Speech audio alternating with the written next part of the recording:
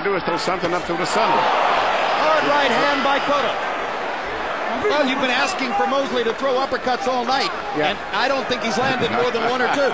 But they're there for and it. he landed them. I think he's very comfortable landing that right hand. Focused on that buggy whip right hand, which he has landed with overwhelming consistency. Body shots by Mosley, 2 in a row. Trying to dig a grave for Cotto. Cotto gets away.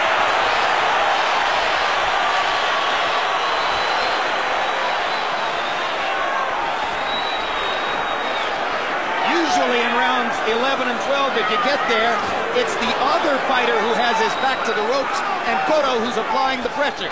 Here, the circumstances are reversed, but what a left hook Cotto just landed. Cotto's landing the punches, even though he's been back to up. Aggressive guy is still Shane, but still Cotto's landing the clean, effective blows for the most part.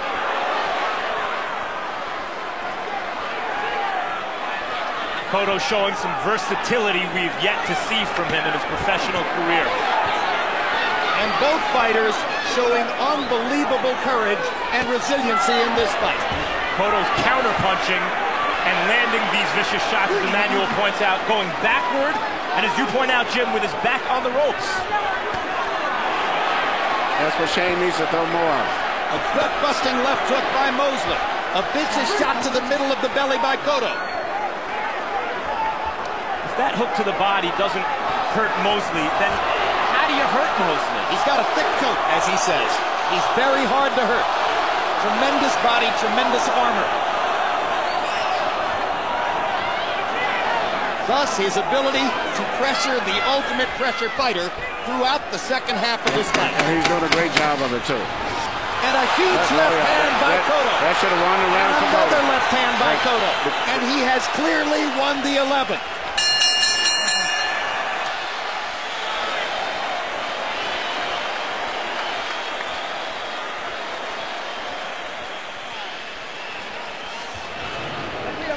Breathe deeply now. Breathe deeply. Breathe, breathe, breathe.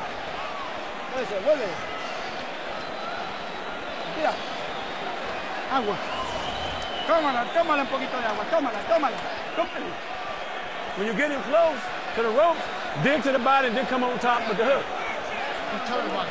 No, but hit him anyway. You hit him good with the body. But he squats down. You have to squat down with him. How your legs feel? They feel okay? Be careful now. Now bend and move to the right. He's coming in desperate. He's coming in desperate. Into the body. Start off with the jabs and then dive off and hit him with the hooks. Surprise him with the hooks. Okay? Surprise him.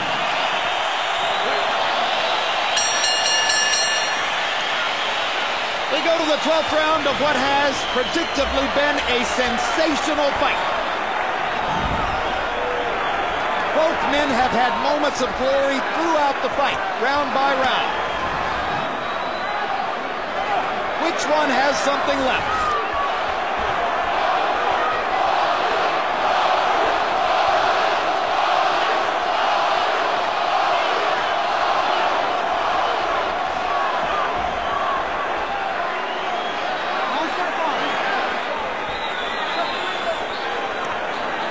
Psychologically, it has to bode well for Shane Mosley that we've come down the stretch of the fight with him constantly pressuring the ultimate pressure fighter in the sport, Miguel Cotto. The roles have reversed. And doing a very good job. Only Cotto lands the clean, effective blows. Even though the chain is moving in, he's not landing the clean blows. Shane's doing a nice Cotto impersonation, and Cotto is doing a nice Sugar Shane Mosley. And if there's one thing I've noticed about judges, Emmanuel, it is that they can't always tell who's landing the clean, effective blows. They're more likely to respond to who's throwing the punches. Mosley goes down, it was a trip or a slip, and Benji Esteves makes that clear.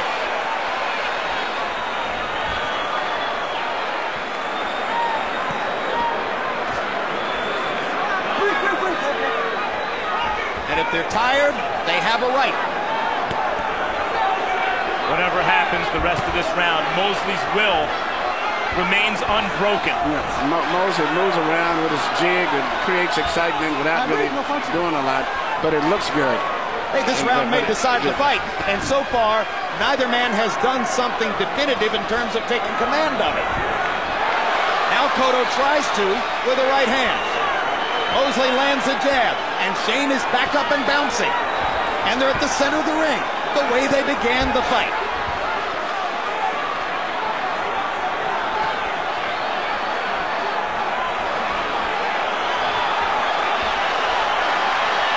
Cotto is moving as if he feels that he's got the fight won. For whatever reason, when he knows what's on the scorecard, he's moving as if he thinks he's got this fight won. There's blood coming from a cut above Miguel Cotto's right eye. There's a faint trickle of blood out of his mouth. Mosley's chasing and pressuring. Cotto is retaliating with counter shots whenever he feels the need, but otherwise keeping distance. It's been a high contact battle.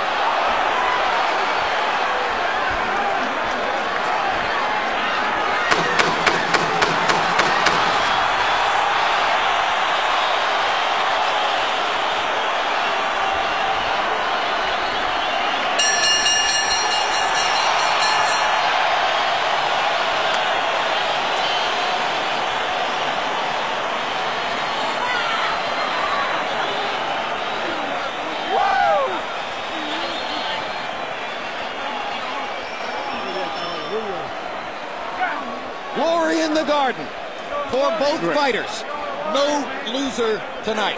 Very much like everybody expected. That's why I couldn't make a decision. And I still, after the fight is over with 12 rounds, it's still close. Possibly a slight edge maybe to Cotto for landing the more clean, effective blows. But it's Mosley with at least the moral victory in that in the later stages of the fight, it was Cotto moving away from Shane. Harold Letterman scores the fight for Miguel Cotto, giving the Puerto Rican star both of the last 2 rounds. But Harold Letterman is far more experienced than any of the 3 judges who will officially score the fight. Glenn Feldman, 25 title fights. It's a good dossier. It's not to be compared with the number of judges in the sport who have more than 100 title fights, and there are many of them. He scored Miguel Cotto over Paulie Malignaggi in Atlantic City by 5 points. Win Kintz, 2 title fights. Why is a man with only 2 title fights in his background scoring this fight? He had Larry Donald beating Evander Holyfield. A blind man could have made that choice. And Peter Trematera, 31 title fights. Just like the first judge we mentioned, Glenn Feldman, he had Cotto beating Malignaggi 116-111. A decision hangs in the balance between 2 fighters who gave their all, but they brought glory to boxing, as so many others have this year. And in my personal view, Emmanuel, no loser tonight. No, Shane Mosley, whether he wins or loses, if he does win it, he's a new champion, which is amazing. He's come back and beat a young fighter who's at his prime in Cotto right today. And even if he loses the fight, he still came so close to winning and so much credibility. Great performance.